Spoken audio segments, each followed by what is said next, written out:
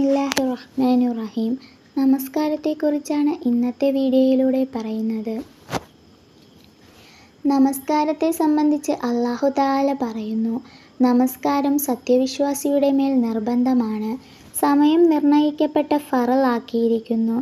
എന്നെ ഓർക്കുവാൻ നമസ്കാരത്തെ നിങ്ങൾ നിലനിർത്തുക. നമസ്കാരത്തിൽ ഭയഭക്തിയുള്ള സത്യവിശ്വാസികൾ വിജയം വരിച്ചു കഴിഞ്ഞു. തീർച്ചയായും നമസ്കാരം എല്ലാ മോശമായ കാര്യത്തെത്തൊട്ടും നിരോധിക്കപ്പെട്ടതിനെയും തടഞ്ഞു നിർത്തും.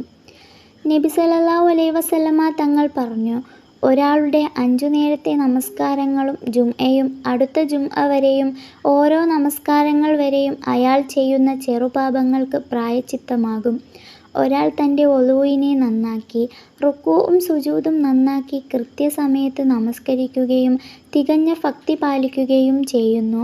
എന്നാൽ ആ നമസ്കാരം വാനലോകത്തേക്ക് അതീവ തിളക്കത്തോടെ കയറിപ്പോകും. എന്നെ താങ്കൾ സംരക്ഷിച്ചതുപോലെ താങ്കളെയും അല്ലാഹു സംരക്ഷിക്കട്ടെ എന്ന് പറഞ്ഞുകൊണ്ടാണ് അത് കയറിപ്പോവുക.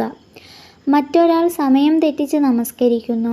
അയാളുടെ വുളൂഉം റുക്കൂഉം സുജൂദും ഒന്നും നന്നാക്കിയിട്ടില്ല, സൂക്ഷ്മതയോടെ നിറവേറ്റിയിട്ടുമില്ല.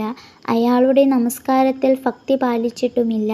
എങ്കിൽ ആ നമസ്കാരം കറുത്തതും അന്ധകാരത്തോടെയുമായിരിക്കും കയറിപ്പോകുന്നത്.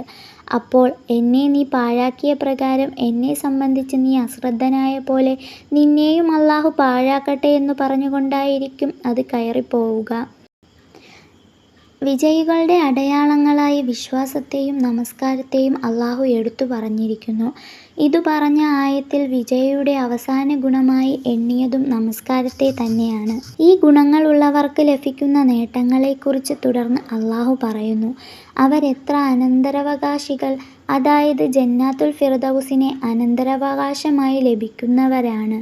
അതിലവർ ശാശ്വതരായിരിക്കും. അതിനാൽ നമസ്കാരത്തെ നാം ആന്തരികമായി നന്നാക്കണം. എന്നാൽ ലഭിക്കുന്നത് അല്ലാഹുവിൻ്റെ പ്രീതിയാകുന്നു, ജന്നാത്തുൽ ഫിർദൗസ് ആകുന്നു.